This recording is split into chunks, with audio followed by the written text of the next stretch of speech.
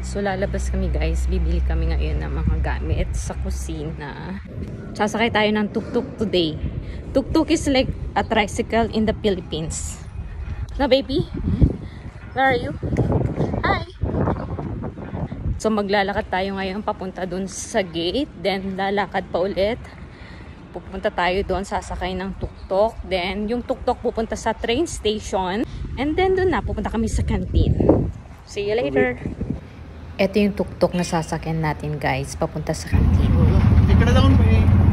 So papunta na tayo sa train station. Cancel yung train, babe. Cancel yung train. So, we're going by tuk-tuk ano? Okay, so tuk-tuk na lang yung sasakyan namin. Ayan o. Cancel. So, ito na lang yung sasakyan namin papuntang cancel.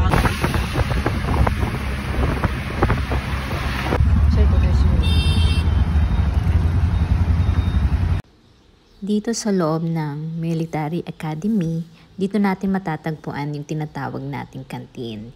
Kasi yung mga Navy at mga Army, meron silang sariling canteen. At ang presyo nga naman dito ay more than half price pa. Kaya magandang bumili dito yung mga basic needs mo, may mga kung ano-ano pwede mong bilhin dito at napakamura. And mag-e-enjoy ka din aside from sa canteen na pupuntahan mo. Maganda din yung view, masarap lang maglakad-lakad. Tingnan nyo naman ang loob ng Military Academy. Diba? Napakalinis, napakaganda, napakalawak.